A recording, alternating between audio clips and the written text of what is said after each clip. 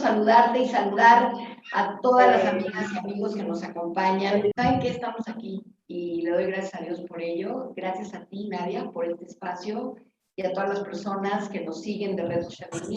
Gracias por estar. ¿Me escuchas bien, mi querida Nadia? Sí, te escucho muy bien, Lizzy. Muchísimas gracias también por la paciencia y por la invitación. Y de verdad, mil gracias por su paciencia y por su amor. Esto normalmente no sucede. Créanme que se fue el internet en toda el área. Y bueno, pues ya, lo que es. Justo ahorita estábamos platicando Gaby y yo, ¿no? Es que todo está padrísimo, pero qué horror. Sí, pero las cosas pasan. Y si nos clavamos en lo que pasa y no clavamos cómo resolverlo, pues entonces nos quedamos atorados ahí. Así que gracias por su paciencia, gracias por su amor y gracias por estar tan interesados en un tema con tanta importancia. Y quiero compartirte, Nadia, y compartirle a todos los amigas y amigos que se unen a este espacio, que yo tengo una sobrina que tiene autismo. Ella tiene ahora 22 años. Entonces es un tema que me llega mucho al corazón, porque la adoro, se llama Nicole. Y ha sido un tema de preocupación para mi hermana Ana, su mamá, que es médico, para mí, para todos. Y el tema de la discapacidad y la sexualidad.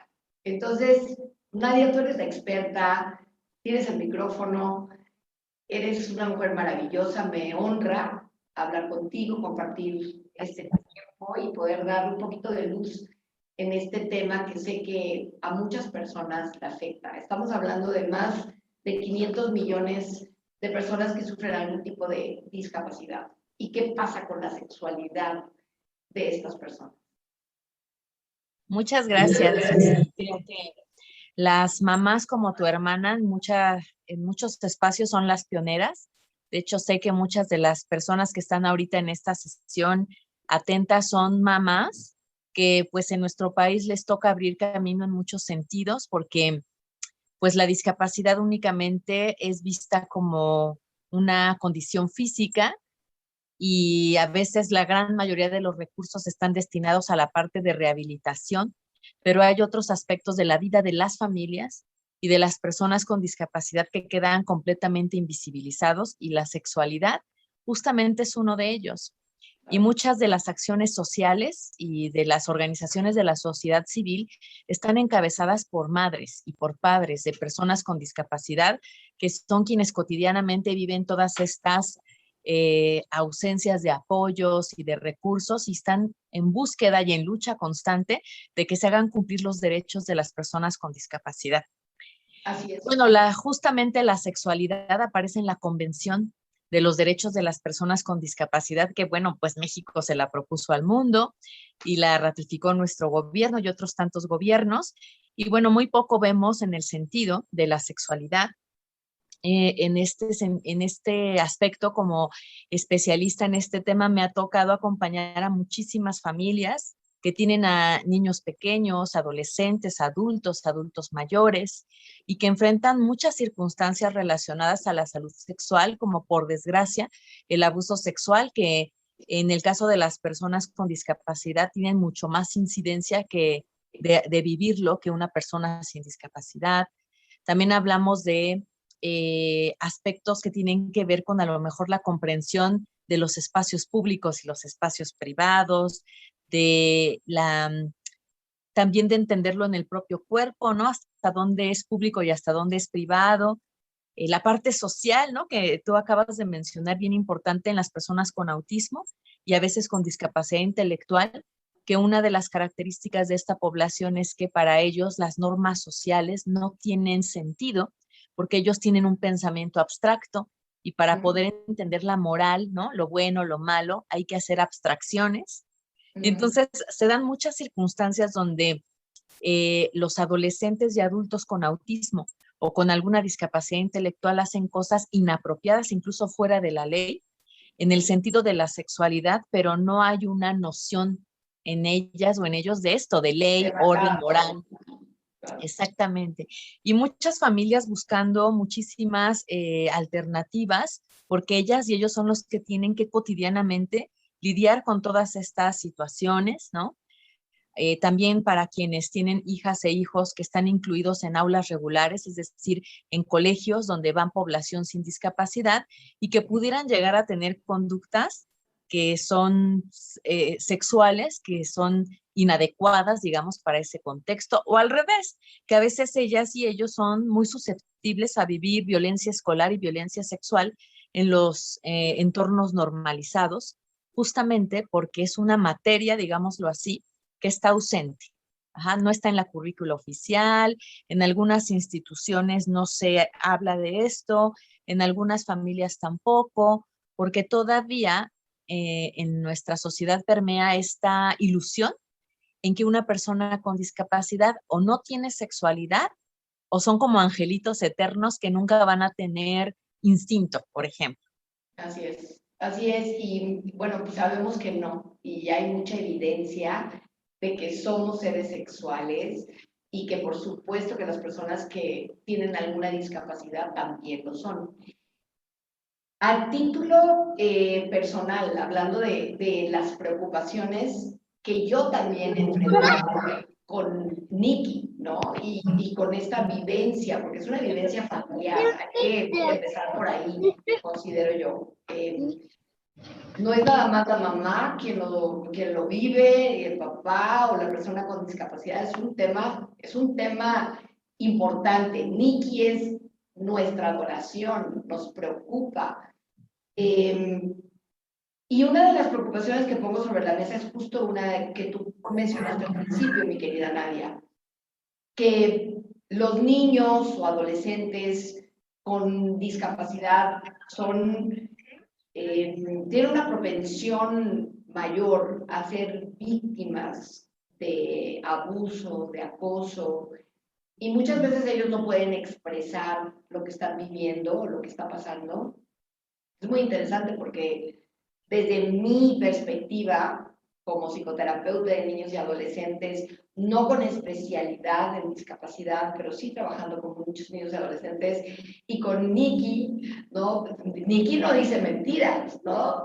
Nicole, si tú dices una mentira, te regaña, y si tú dices una grosería, te regaña, ¿no? Pero, ¿cómo, cómo ayudar a nuestros hijos que tienen una discapacidad? ¿Cómo protegerlos de la gente enferma que abusa de ellos? Es una muy buena pregunta, Lisa. Y pues yo te diría que siempre lo más importante es que haya un puente entre nosotros y las personas con diversidad funcional, que me gusta un poco más usar ya este término que habla no del déficit, sino desde esta psicología positiva o resiliente, una persona que funciona de una forma diversa.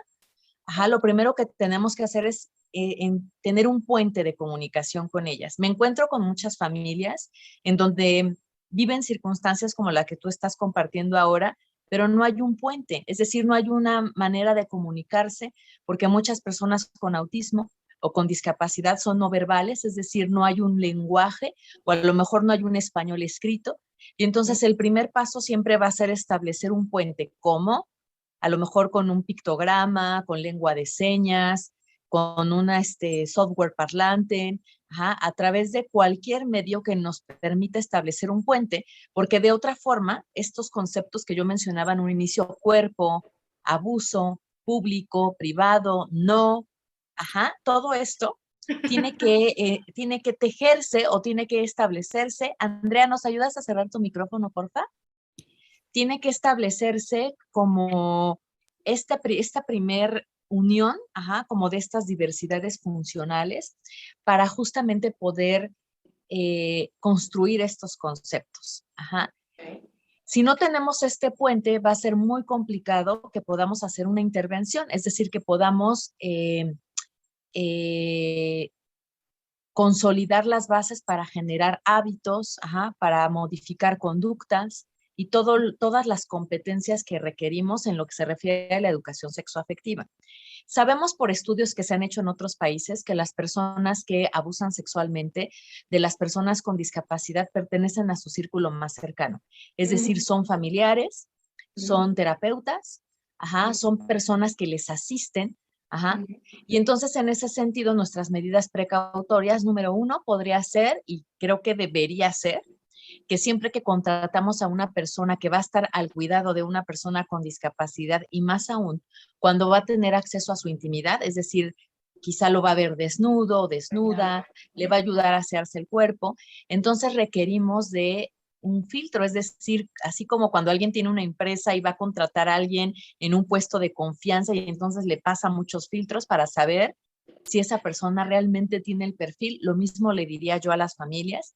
Sé que a veces sucede que por cuestiones económicas de practicidad, alguna amiga se ofrece o alguna persona cercana a la familia dice yo te lo cuido y entonces nos olvidamos de estos filtros y nos olvidamos de poder tener realmente una fotografía, una radiografía de la persona que va a estar con nuestros hijos e hijas y asegurarnos que realmente no sea un agresor sexual o una agresora sexual.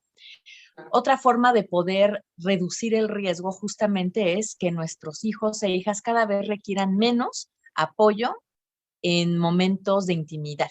Es decir, si yo trabajo con mi hija o con mi hijo que se asee cuando va al baño, a hacer sus necesidades, que sepa cambiarse, que sepa bañarse. En el caso de las chicas, prepararlas con anticipación para su menstruación y el cambio de toalla sanitaria. Es decir, en la medida en que el niño, niña, adolescente o adulto puede de manera autosuficiente llevar a cabo estos hábitos que tienen que ver con el cuerpo, con la desnudez, con la intimidad, va a requerir menos apoyos y entre menos apoyos hay menos riesgo. Entonces, como ¿Qué todas tanto se estas... vale, Nadia? Y esto lo pongo también como una pregunta para todas las personas que nos acompañan. ¿Y qué opinarían nuestras amigas y amigos al respecto? Y voy a hacer un ejemplo extraño, pero me vino a la mente a la hora de estarte escuchando. Mi papá.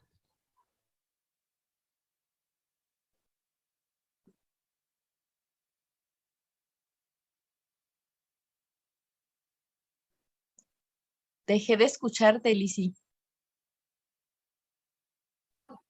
De que lo maltrataba.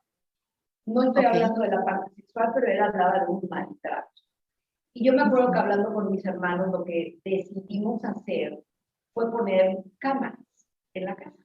Y pusimos cámaras para estar seguros y tranquilos de que lo que estaba sucediendo pues no era un maltrato ni de mi papá hacia las personas que lo cuidaban, ni de las personas que cuidaban a mi papá hacia él, porque de repente esta percepción pudiera alterarse. Entonces, ¿qué opinarías tú de si tenemos la posibilidad o que sepa la gente, ¿no? Que está siendo grabada y tú, hay sistemas hoy muy sencillos. Ajá, fíjate que hay un concepto que se llama normalización, que tiene que ver con que las personas con discapacidad vivan lo más parecido a nosotros.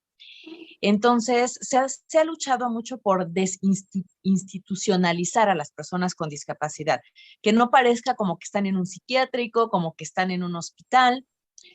Y entonces estos mecanismos como poner cámaras nos regresaría en cierto sentido a estos modelos en donde todo el tiempo se está bajo vigilancia. Pero, esto que tú estás sacando a colación es muy debatible, porque me ha tocado que visitar instituciones donde tienen a personas con discapacidad en resguardo y han sucedido eventos de abuso sexual y han tenido que colocar cámaras en lugares específicos, ¿no? Como bien dices tú, ¿no? O sea, en espacios, vamos a decir, abiertos, donde las personas podrían detectar alguna interacción violenta y no poniendo cámaras en lugares donde podría ser muy invasivo, como a lo mejor justamente un sanitario, justamente donde la persona se desnuda, ¿no? Exacto. Pero para algunas personas, el hecho de poner una cámara, para quien va a agredir, ¿no? Se vuelve un freno de decir, aquí hay alguien que está observando. Entonces, creo que tendría que ser siempre como sopesar la parte de la salud mental, ¿no? Y de los pros y las contras, pero puede ser una forma de, ¿no? Y ahorita que estoy hablando de la institucionalización, recordé y que hay otro factor de riesgo al abuso sexual en personas con discapacidad que también ya se ha estudiado en otras partes del mundo, que nos dice que en los colegios o espacios donde haya personas que tienen diferentes edades, que no son cronológicamente de la misma edad, ese es un grave riesgo al abuso sexual. Hay colegios y hay lugares donde a las personas las reúnen por su edad mental. Ajá, entonces puedes encontrar a alguien a lo mejor de 35, 18, 14 y 10, decir, este es el grupo de todos los que funcionan mentalmente como alguien de 10 años. Pero esa forma de organizar o de agrupar a las personas se convierte en un riesgo de abuso sexual porque las necesidades sexuales de un hombre de 40 no se parecen a las de un niño de 10. Entonces se recomienda no hacer esto. Ok. Fíjate que quiero poner sobre la mesa otra partecita, un subtítulo de este tema que estamos hablando, ¿no? Somos seres sexuales, existe la sexualidad. Y vuelvo a hablar de ejemplos porque qué mejor manera de poder compartir esto con todas las personas que están conmigo. No soy un ente ajena a este tema y todas las personas que nos acompañan, pues, o tienen cerca de ellos, este tema toca de una u otra forma. Entonces, me gusta hablarlo desde aquí porque desde aquí lo he vivido. Me acuerdo que hubo un tiempo en que efectivamente las expresiones de Nicole de afecto en su adolescencia eran diferentes a las expresiones de afecto a las que estamos condicionados o como que esas creencias que acompañan la sociedad de... Me acuerdo que hubieron momentos de mucha angustia en la vida de todos, porque Nick de repente abrazaba como muy fuerte y pegaba mucho el cuerpo a cualquier persona que abrazara, ¿no? Entonces,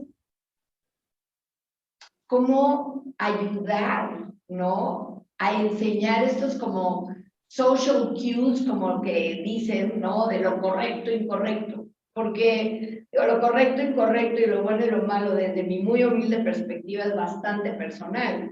Y lo que a mí me puede caer de maravilla, a ti te puede caer de la patada. Entonces, yo pienso que ahí, pues hay ciertos parámetros que tienen que ver con que no te lleven preso y no te metas en un problema, y hay muchos tonos de grises que tienen que ver con, pues, que sí, que no, y que tienen muchísimo que ver con las enseñanzas que nos han dado con respecto a la expresión de nuestra sexualidad. Qué buenísima pregunta acabas de hacer, Lizzy, porque el erotismo, para quienes no tenemos una discapacidad, decía que son abstracciones. Entonces nosotros, nuestra forma de erotizarnos está condicionada realmente por la sociedad. Nos dicen lo que es bello, lo que es atractivo. Vemos películas donde se ve cómo es alguien que seduce a alguien y tenemos un montón de lenguajes y abstracciones que van conformando nuestra erótica, nuestra forma de vivir nuestra sexualidad. En el caso de las personas con discapacidad y más aún en el caso del cual tú estás hablando, como no hay toda esta abstracción, en realidad la erótica de las personas con autismo mucho tiene que ver con lo sensorial, con aquello que me provoca placer sensorial y no está atravesada la parte social. Voy a poner un ejemplo. Una vez conocí a un chico al que sexualmente le parecía muy atrayente las hebillas de los pantalones de los varones. Entonces él se acercaba a las hebillas de los pantalones de varones y no importaba si esos varones eran altos, delgados, morenos, jóvenes, adultos, familiares, no familiares, porque el estímulo finalmente eran las hebillas de los cinturones de los varones. Entonces, para nosotros, esto podría ser una transgresión, es decir, cómo esta persona se puede estar acercando a tocar la hebilla del cinturón de estas personas sin estos criterios de discernimiento, que para nosotros quizás serían muy comunes, desconocido, hombre, familia, tal, ¿no? Pero para el caso de ellos, solo es un estímulo sensorial. Y en ese sentido hay que comprender que su forma de expresar su sexualidad, incluso de experimentar el placer, no se parece en muchos casos a como nosotros la construimos. Y no por eso no es válida. Esa también es una expresión comportamental de la sexualidad que es completamente válida. Ahora, el criterio que nosotros vamos a usar es que aquellas expresiones comportamentales de la sexualidad en donde la persona pone en riesgo su integridad o pone en riesgo la integridad de la otra persona, sí va a requerir de un acompañamiento conductual, cuando no haya una comprensión cognitiva en la que se ajuste esa conducta a una expresión que no vaya a poner en riesgo a la persona con discapacidad ni a alguna otra persona. Y entonces Ahora, te aquí, quiero, perdona de que te sí, sí, sí. interrumpa. Aquí viene un criterio, ¿no? Una cosa es el peligro y me queda clarísimo y sí, me parece que la terapia cognitivo-conductual es fundamental. Ni que he estado prácticamente toda su vida en terapia cognitivo-conductual y otras y ha mejorado inmensamente y ya está en la universidad. Pero me pregunto la incomodidad, porque de repente, pues a lo mejor no es un tema de peligro, ni para quien está teniendo esta expresión de su erotismo, de su sensualidad y sexualidad, pero a lo mejor puede ser algo incómodo, ¿no? O ciertos comportamientos que, pues, masturbarte en la sala de tu casa con personas, pues, no, ¿verdad? No, no digamos que no es lo idóneo, pienso yo, pues. Pero hay gente que se siente incómoda frente a esto. Entonces, a lo mejor no es nada más de peligro. Sí, entiendo el punto. Y voy a poner un ejemplo. Un día una mamá de un chiquito con autismo me decía que su hijo había tomado la conducta de abrazarla por detrás y de pegar su rostro en las nalgas de ella. Y entonces ella me decía, me da miedo retirar a mi hijo, o sea, porque a mí me incomoda ese tocamiento y esa forma de mi hijo de acercarse, me incomoda, pero como tiene este trastorno, generalizado del desarrollo y es muy poco el contacto que tiene conmigo, siento feo quitarle la conducta porque es de los pocos contactos que tiene conmigo. Entonces yo le decía a esta mamita, ¿tú permitirías que un niño o otro hijo tuviese ese tipo de acercamiento en tu cuerpo? Y me dijo, no. Cuando el niño se acerca y tiene ese tocamiento, ¿qué sientes en tu cuerpo? Rechazo. Y yo le decía, es que tienes que escuchar esa parte de ti. Te está diciendo tu cuerpo que está transgrediéndote porque hay una incomodidad, y también que es un comportamiento que socialmente va a impedir que él vaya a socializar con otras personas porque va a causar rechazo. Entonces, nosotros cuando amamos a una persona con discapacidad, porque es nuestra hija, nuestro hijo, nuestro familiar, amiga o amigo, podemos a veces ser muy permisivos, pero eso no desarrolla las habilidades socioafectivas o sociosexuales que le permita después incorporarse a otros espacios sociales. Nosotros estaríamos condenando a esa persona al rechazo, porque en cuanto vaya a otros espacios y esté con otras personas, y se sientan transgredidas, lo único que va a suceder es que se va a sentir rechazado y que las personas van a decir, estas personas con discapacidad son muy encimosas, no saben respetar límites.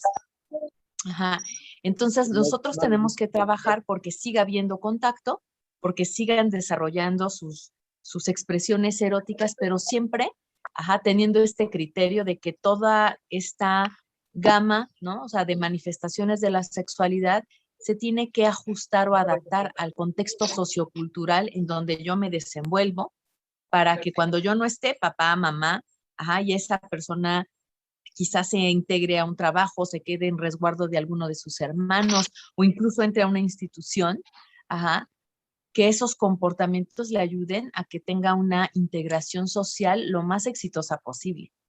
Exactamente, estoy completamente de acuerdo. Tengo una pregunta para ti, mi querida Nadia, y también a todas las amigas y amigos, suéltenos preguntas. Estamos aquí, bueno, especialmente Nadia, que es la experta en el tema. Yo como psicoterapeuta de niños y adolescentes, pero feliz de poder hablar de un tema tan importante, sexualidad, sexualidad, todos seres sexuales. Mi pregunta, enamoramiento. Enamoramiento, novios, novias, parejas. Wow, es un gran tema. Es un gran tema y fíjate que hemos tenido experiencias con adolescentes y adultos donde hemos hablado del amor, ajá, donde hemos hablado del noviazgo y primero pues es duro. Yo me doy cuenta en el crecimiento de las personas con discapacidad y sé que las familias que me están viendo, que nos están viendo lo saben, que la recepción social cuando eres niño se va subsanando, como que va a una fiesta y los niñitos juegan y de alguna forma me siento parte de, ajá, aunque soy de la diversidad funcional, ajá, pero en cuanto llegan a la adolescencia, pasa algo en el que sienten la verdadera exclusión, ajá, porque hay un quiebre, ajá, entre cómo se podía incluir socialmente a un niño o a una niña y cuando ya mentalmente, cuando ya biológicamente llegan a la adolescencia y hay una conciencia de que algo pasa, que las otras personas no me ven igual, ajá, no me tratan igual, no se enamoran de mí, ajá, y se sienten incluso a veces ofendidos si me enamoro de ellas. Ajá, entonces, es una etapa dura. Me ha tocado acompañar a varias chicas y chicos en este proceso, ajá, de integrar en su identidad que son personas con discapacidad y que esto va a traer implicaciones en el amor y que va a traer implicaciones en la forma como van a encontrar una pareja, ajá, porque pasa que como no hay una intervención correcta, y esto siempre se lo digo a las familias, que cuando son pequeñitos y dicen, mira, ya va mi novia, ya va mi novio, o ese niño que ves allá que me gusta es mi novio, y nosotros seguimos estos juegos como pensando que no tiene importancia. Sí, sí es tu novio, ay, sí, vamos a saludarlo. En lugar de darle noción de realidad y decirle, en serio, a ver, preséntamelo, si es tu novia y ya y le preguntaste y te dijo que sí, ¿no? Entonces, a veces no lo tomamos de juego, pero cuando ya es en serio, ajá, cuando ya llegan a la adolescencia y es en serio que están enamoradas y es en serio que están enamorados y que se pueden vender la fantasía de que decir que alguien es su novia o su novio y realmente no lo es, ajá, entramos en un montón de conflictos complejos. Ajá. Y entonces hay que acompañarlas y hay que acompañarlos en el sentido de la realidad, ajá, que eso no significa maltratarlos, sino ubicarlos en la realidad. Ajá, por un lado, a las familias decirles que el tener una discapacidad no limita tu capacidad de necesitar y dar y recibir afecto. Muchas mamás me dicen, es que antes yo le era suficiente a mi hijo o a mi hija, ya no, ya no quiere estar conmigo, me odia, ya me alucina, ¿no? Ya no quiere salir conmigo a los lugares que antes salía, pues no, porque ya llegó a una etapa en que el amor de madre pues ya se explotó y ahora se busca otro tipo de amor, otro objeto de amor, otro sujeto o sujeta de amor y ya la madre no es suficiente. Ajá, y entonces surgen estos enamoramientos que a veces podrían ser con otras personas con discapacidad y podría funcionar, solo que ahí entraríamos en otro tema, que hay mucha violencia en el noviazgo, justo como no hay todo este acompañamiento, no se crean, o sea, hay relaciones bien violentas entre personas con discapacidad o podría suscitarse un enamoramiento de la persona con discapacidad, es muy común hacia la terapeuta, el acompañante escolar, ¿no? ¿Por qué? Porque es la persona que me es incondicional, que me habla, que me mira, que no me rechaza. Ah, y me puedo llegar a enamorar de una de estas personas. Y si también no hay un correcto acompañamiento, también se vuelve una situación muy compleja. Eh, en algunas ocasiones incluso podría terminar en abuso sexual, ajá, porque este enamoramiento adolescente que es así totalmente platónico, totalmente utópico, puede provocar, ajá, que se malinterpreten muchas circunstancias cuando no hay un correcto acompañamiento, ajá. Y también terminaría diciendo que encuentro a muchos adolescentes y adultos muy frustradas, muy frustrados porque quieren ser amados, ajá, o sea, quieren saber qué se siente tener una relación de pareja y las familias están completamente cerradas a esto, no se abren a la posibilidad en absoluto, ajá, de que puedan experimentar qué es darse un beso, una caricia, tomarse de la mano, recibir una flor un 14 de febrero, o sea, cosas que, ajá, para cualquier persona son muy comunes y que en los espacios donde ellas y ellos pueden enamorarse y pueden tener una relación se reducen a la escuelita, a lo mejor a donde la escuelita de educación especial, a donde los llevan y que además ya crecieron toda la vida con esas personas y podrá ser que alguien me guste, podrá ser que ya alucino a todos porque con ellos crecí y es más, los veo, los siento como hermanas y hermanos, ajá, y que no hay más espacios sociales donde yo pueda ir a conocer personas, donde me puedan conocer y donde yo pueda interactuar como cualquier otra persona que se encuentra el amor de su vida, a lo mejor en una cafetería, en un gimnasio, en una fiesta, ajá, los espacios de socialización son tan reducidos, ajá, que sus posibilidades de encontrar una pareja son igual de reducidas. Entonces, ¿Existen necesitamos. espacios reales, organizaciones, grupos que promuevan estos espacios de interacción para adolescentes, por ejemplo, o jóvenes adultos con discapacidad? Sí, sí existen. Existen muchas instituciones que ya en programas de vida independiente, que ya son adolescentes y adultos, tienen actividades sociales donde hacen salidas, por ejemplo, a centros vacacionales, a un antro, a un café, al cine, incluso hacen fiestas y convocan a los chicos y a las chicas para que vayan a una fiesta y se conozcan. Ajá, pero a veces Muchas estos veces son los espacios. papás que les da miedo que sus hijos asistan a estos viajes o a estos, o sea, Ani no está conectada ahorita en nuestra sesión, pero créanme que le voy a mandar el programa, además va a estar subido en todas las redes, pero y en redes femeninos, que es tan importante, pero fíjate que yo sí te podría decir que frente a una propuesta de este tipo, de un viaje o una excursión de varios días, yo creo que mi hermana le da muchísimo miedo. O sea, fíjate que yo sí he sido mucho más pro con ella de que Nikki puede, pero muchas veces a las mamás y a los papás, y a mí también, pues que hay una parte que me da preocupación, pues, de qué vaya a pasar, ¿no? Y se enamora y resulta que del viaje sale embarazada, ¿no? O hay miedo en los papás muchas veces de dar estas oportunidades. A lo mejor también hay una parte de negación en los papás de la misma sexualidad de sus hijos. Claro, eso que acabas de decir, lo último, es muy significativo, pero también acabas de tocar un tema bien importante, Lizy. Hay una cuestión de transversalización de género en el tema de la sexualidad. Hay muchísima más represión hacia las mujeres, que hacia los varones. Entonces, En en términos generales, ¿eh? bueno, sí, y aquí todavía se acentúa un poco más. El asunto es que una chica, vamos a pensar actualmente, a lo mejor que ya supera los 16, 17 años, sabemos que la edad actual de inicio de relaciones sexuales es a los 12, ajá, pero que, o sea, superando esta edad, la mayoría de las mujeres que han tenido una educación de la sexualidad, ajá, conocen métodos anticonceptivos y que actualmente ahora ya se le puede incluso poner un DIU a una chica menor de 18, cosa que antes no se permitía.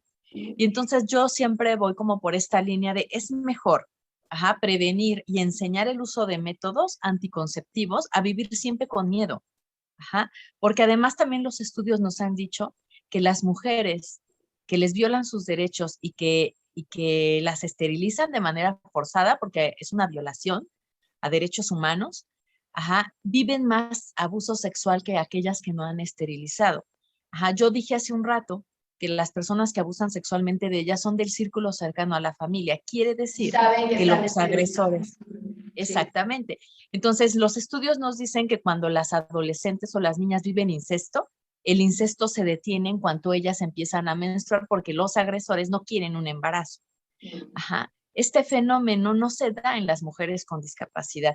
Las familias lo hacen como una forma de protegerlas, pero en realidad no lo están haciendo.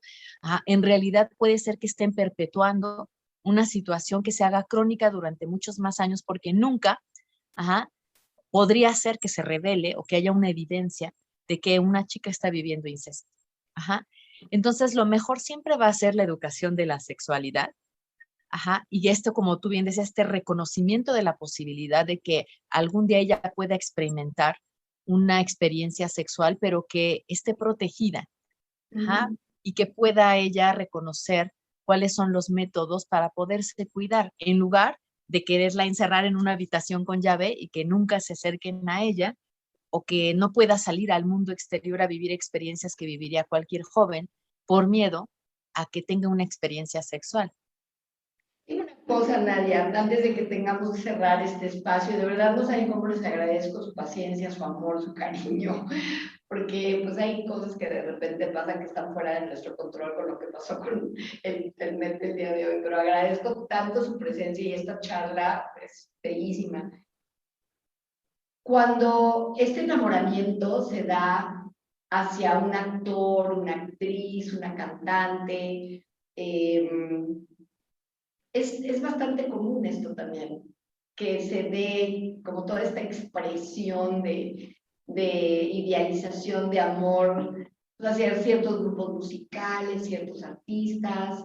Platícanos un poco de alimentar, no alimentar esto. Digo, la verdad es que yo cuando era chiquita, yo era fan de John Travolta, ¿no? Entonces, imagínense ustedes, ya que estoy confesando mi edad, que me da igual, se las confieso, pero yo tenía pósters de John Travolta por todo mi cuarto. Bueno, en el techo lo primero que había cuando abría el ojo era John Travolta, ¿no?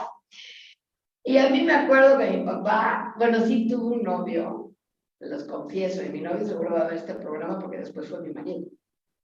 No, hombre, le dio un un día me dice, si no quitas los postes de John Travolta, te trueno. Y le digo, pues truéname. Y tronamos. Pero a lo que voy es, mi papá sí, digo, no me super festejaba que tuviera todo el cuerpo tapizado de fotos de él, pero pues tampoco me dijo que no lo hiciera. En otras palabras, se vale, ¿no? Estos crush, o tenemos que como meter como algún tema como de hasta dónde suelto la pregunta. Muy buena pregunta también, Lizzy, porque fíjate que en algunas personas vamos a encontrar trastornos obsesivos compulsivos. Ajá. Entonces, o sea, entiendo que en tu caso podría haber sido un enamoramiento platónico, pero en el caso de las Fue personas con... fue cuando estaba Grease Lightning. Sigo confesando mi edad con todas nuestras amigas y amigos. Digo, hasta ahí llegué a aprenderme todos los pasos de memoria y cosas por el estilo. En el caso, Tengo mis compulsiones y mis obsesiones también, pero por ahí no van. bueno, en este caso es distinto, ajá, porque en muchas ocasiones vamos a encontrar con las personas justamente con autismo y con alguna discapacidad intelectual y algunas otras discapacidades, una obsesión compulsiva. Ajá. Entonces es distinto cuando, por ejemplo, es, vamos a decir, un gusto personal, algo que te encanta, ¿no? Que te genera mucha satisfacción escuchar una canción, ver un video. Ajá, pero cuando tu mundo se concentra únicamente en ello y se vuelca solamente en ese elemento, se vuelve en una compulsión. Ajá, entonces yo diría que cuando tú tienes a una personita así en tu familia, ajá, siempre es importante porque ya puede haber elementos neurológicos o de la propia diversidad funcional que le hagan tener dificultades entre la distinción de la fantasía y la realidad. Entonces nosotros siempre vamos a tener que ser esa antena o esa ancla que los traiga de regreso a la realidad, por primero, ¿no? Y segundo, cuando tienen una obsesión, O sea, se vale ajá, con, decirle, ese actor no es tu novio. O sea, y aunque diga exactamente, es mi novio, se va a decirle, bueno, tu novio no es. O eso se vale. sí, claro. O sea, tendríamos que explicarle qué significa novio. Ajá, porque a lo mejor el concepto que ella se ha hecho solamente es novio el que me gusta. ¿Qué es un novio? La persona que me gusta, ok. Entonces tendremos que regresarnos y saber cuál es el concepto que ella tiene de novio y si no es correcto, a hacer un proceso de enseñanza para que ella pueda decir, ah, me gusta, pero no es mi novio. Ajá. Entonces, así hacemos como este ejercicio de la antena. Y cuando una persona se obsesiona con algo, poder, sí, a lo mejor a través de eso que lo obsesiona, otra vez hacer un puentecito para llevarla hacia otros lugares, hacia otros temas, hacia otras circunstancias que le permitan salir de ese lugar y conectar con otros lugares, conectar con otras personas. Ajá, porque a veces en esta intención amorosa que podemos tener de yo quiero conectarme en tu mundo, yo puedo meterme también en su fantasía y en su gusto, pero si no hay también ahora ven tú conmigo, ajá, entonces lo único que estoy haciendo es reforzar esa conducta obsesiva. Y hay películas y hay algunas series de televisión donde vemos justo a personas con autismo que la única forma de comunicarse con ellos es a través de ese programa de televisión, por ejemplo, o a través de eso que les obsesiona, se crea el puente. Ajá, o sea, de si yo me meto a tu gusto y lo conozco y lo entiendo, creo un puente, pero ese puente me va a ayudar a sacarte de ahí y a llevarte a otros lugares. No me quedo encerrada, así de que me voy a su mente y allá me quedo yo también, porque entonces ya se perdió el puente, ¿no? Claro. Entonces Eso, hacemos eso me esa, recuerda a la definición de la palabra rapport, ¿no? ¿Qué es rapport? Es seguir para dirigir. Y tú justo lo que estás comentando es eso, o sea, ¿cómo puedo yo orientar en otra dirección si no me doy la oportunidad de meterme en tu mundo, de entender tu mundo, de conocer tu mundo, de apreciar tu mundo, pero al mismo tiempo te hago una invitación a otras cosas para que no nada más comas una cosa o veas un programa o veas, me encanta, me encanta. Mi querida Nadia, vamos a tener que cerrar este espacio, pero me gustaría que nos platicaras sobre este curso de sexualidad que se llama Yo También, que es un taller de estrategias sexoafectivas para niñas y niños con autismo, es para los chicos, es para los grandes. Sí sé que es 16 y 17 de julio. Platícanos un poco más, Nadia. Vamos a invitar a todas las personas a que nos acompañen en ese espacio. muchas gracias. Pues mira, justo es un espacio de capacitación, pero es para mamás, papás, profesionales de la salud, de la educación, ajá, porque son muy pocas las personas que actualmente están haciendo este acompañamiento y mi invitación siempre va a ser que cada vez seamos más, ajá, las personas que podamos hacer consejería sexual para personas con discapacidad. Y este es un espacio para quien quiera aprender, ajá, para quien quiera aprender esto, o sea, de cuáles son estas competencias sexoafectivas, cómo hacemos eso, de generar ese puente, qué le tengo que enseñar a una persona con discapacidad en la infancia, qué en la adolescencia, qué tal, eso es lo que vamos a revisar. Pues están cordialmente invitadas e invitados todos y todas. Eh, yo no pongo Va a ser un curso, perfil profesional. va a ser presencial. ¿Dónde va a ser, Nadia? Va a ser en la Ciudad de México, en Polanco. Ajá, Ok. nos pueden pedir información al WhatsApp 55 13 97 58 71. Me encanta. Entonces, es un curso para mamás, para papás, para educadores, para entender más acerca de esto y saber cómo manejar. Y me encanta que lo estés haciendo, Nadia, porque hay muchos entrenamientos y capacitaciones en otros temas.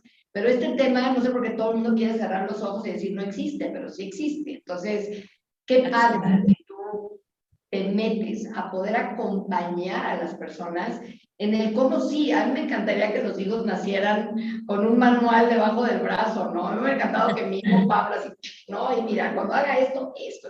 Pero la verdad es que no. Pero estos tips son fundamentales porque nosotros tampoco estudiamos ni en primaria, ni en secundaria, ni en prepa la carrera de ser padres. Y es una labor, es un reto, es un tema, pues. Entonces, yo no nos enseñan tampoco a hacer parejas, pero sí se puede aprender. Esto también se debe de aprender. Es importantísimo, no solamente para tus hijos, para ti, porque negarlo es como meter la cabeza como el avestruz en la tierra, es tener la información, es empaparnos y saber en conciencia tomar las decisiones más sanas para nuestros hijos y para nosotros.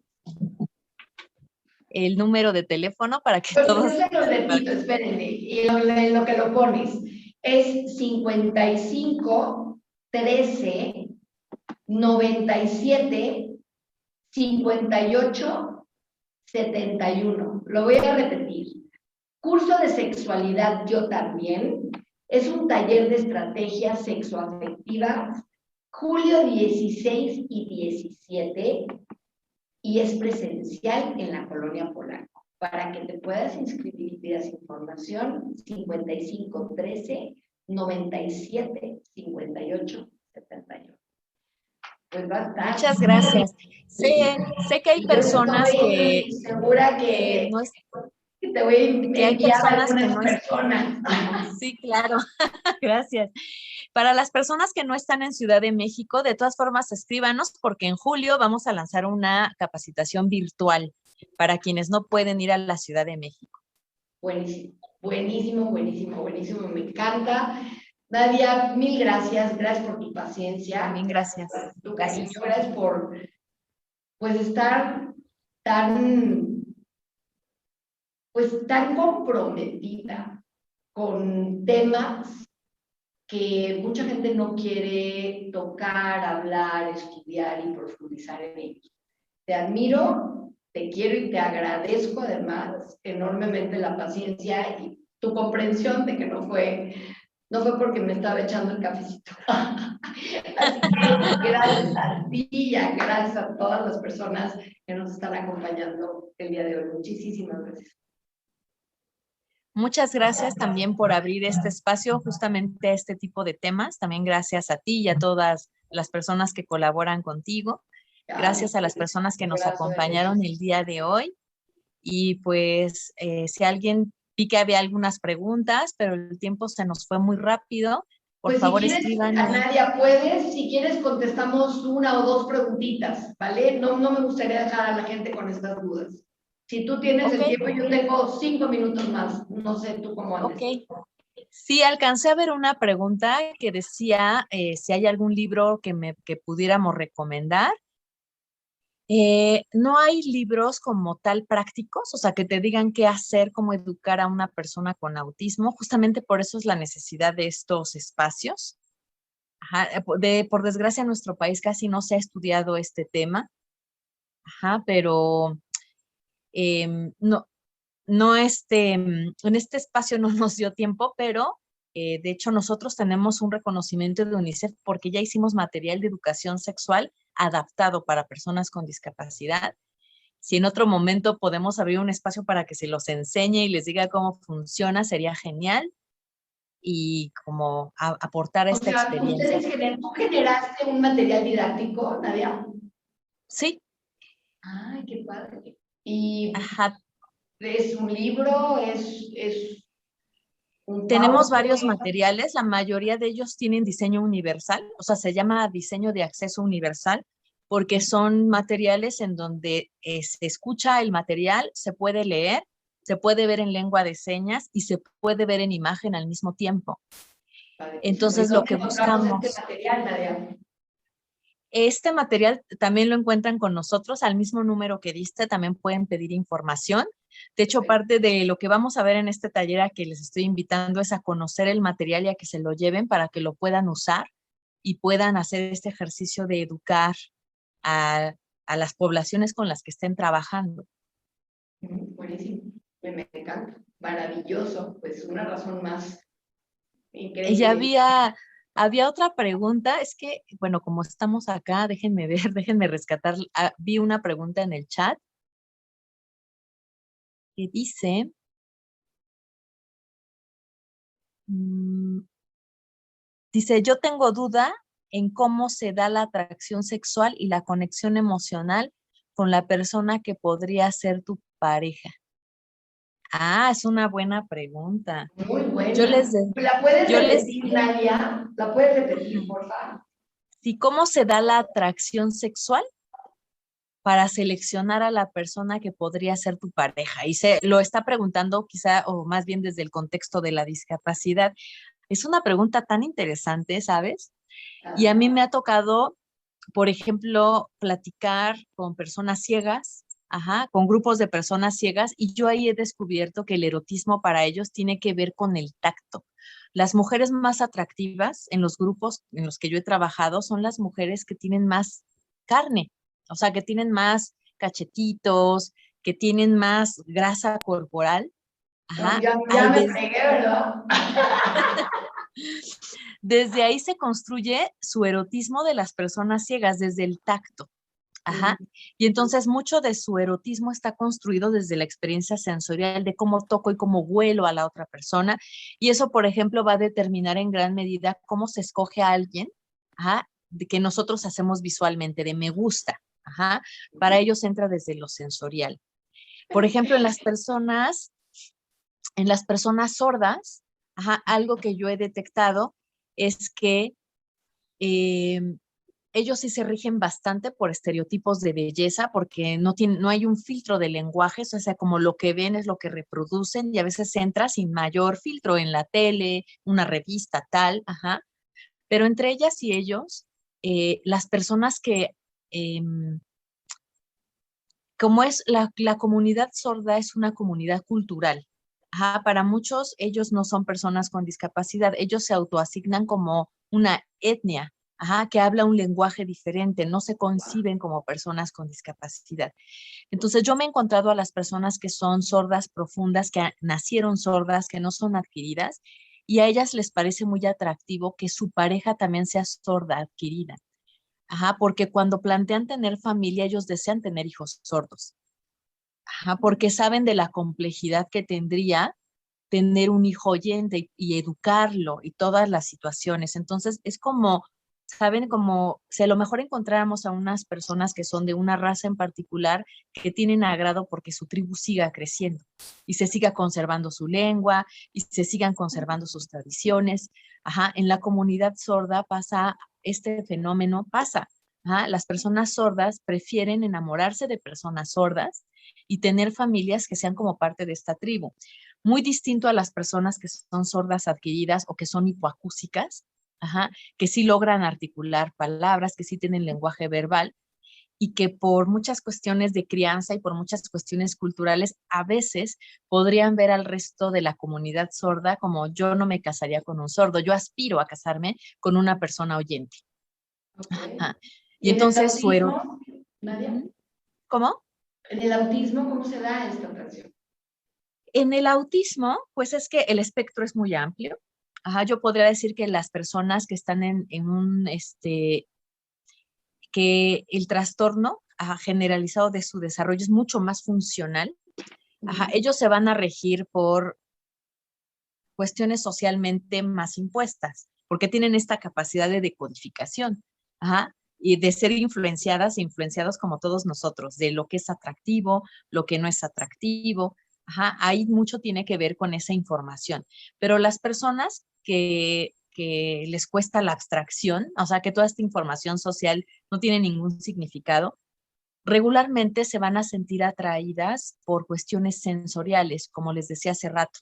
Ajá. Y a lo Me mejor gusta el... todo en el fondo podría tener que ver con feromonas, ¿no? Con algo que ni siquiera podemos como explicarte exactamente cómo funciona, pero como que todos emitimos ahí un algo que de repente hace así con un alguien más que le gusta eso que sale de ti, ¿no? De tus poros y de algunas partes de tu cuerpo, pues como que te diría que huele, pero sí huele, pero no huele, pero como que algo pasa, ¿verdad? Sí, claro, toda la base de la que tú estás hablando, la base orgánica, no está influida por la discapacidad. Una persona con discapacidad funciona de manera distinta quizá en la parte cognitiva, en el lenguaje, en la vista, en el oído, pero la parte sexual se conserva intacta, esa no tiene discapacidad.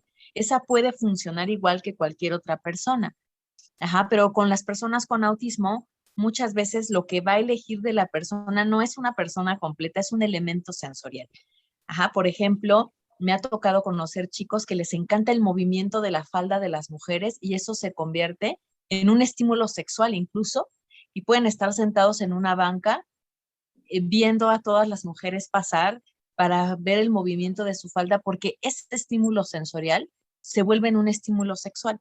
Entonces, no es tan común que las personas con autismo que tienen que es más profundo, vamos a decirlo así, elijan a una pareja porque la persona en su totalidad les es de su agrado.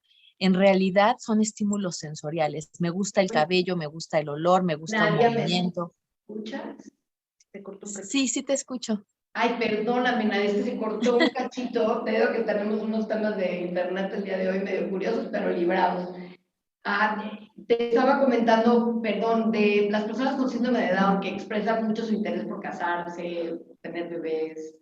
Eso es común, ¿verdad, Nadia?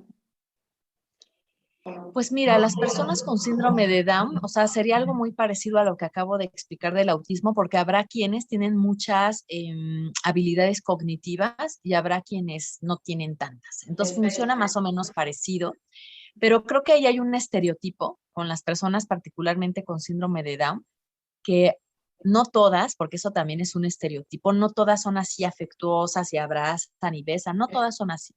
Ajá, y a veces el normalizarlo o el creer que todas son así es un factor de riesgo, como ya habíamos hablado. Ajá, no es sano, no permitiríamos que otros chicos salieran a la calle y besaran y abrazaran a toda la gente que va pasando por ahí. Entonces eso no es sano, no es socialmente aceptable. Ajá.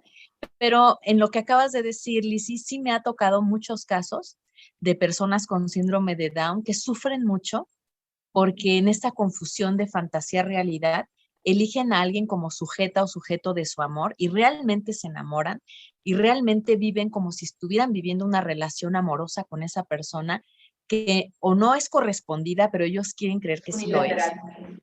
Ajá, o a veces nada más con que les digas, hola, ¿cómo estás? Buenos días, para ellos es ya le gusto, somos novios, ¿no? Y sufren mucho el desamor, mucho. Ajá. Y entonces, o sea, para evitar entrar en estos espacios, necesitamos por eso una educación, yo le llamo sexoafectiva, para no quedarnos en genitales, embarazo, métodos anticonceptivos, más allá. Ajá, también tiene que ver con esto, con los vínculos, con el amor, con el desamor, con el rechazo, ajá, con todos estos otros elementos que son parte de la erótica de las personas con discapacidad y que muchas veces no le entramos. Ajá, y que cuando en el caso de estas personas de las que hablamos, que tienen síndrome de Down, alguien les rompe el corazón, viven una ruptura de corazón muy fuerte como cualquier otro ser humano a quien le rompen el corazón. Y no es un juego como de, ay, pobrecillo, o sea, como que tenía No, una novia de lo vive Amentis como y la adulto. novia de Amentis le dijo que ya no, y su dolor es de Amentis. No, no es de Amentis, o sea, sí está doliéndole, sí está viviendo un duelo, sí, sí Claro, necesita acompañamiento. Ujú. totalmente, totalmente. Ay, mi querida Nadia, me podía quedar a horas platicando contigo y compartiendo este espacio con todos tus amigas y amigos que espero que ya sean míos. Así que, pero pues nos tenemos que despedir. Les recuerdo que el curso de sexualidad yo también, este taller de estrategias sexoafectivas, julio 16 y 17, es un evento presencial, es en la Ciudad de México. El teléfono para que tengan más información es 5513 97 58 71.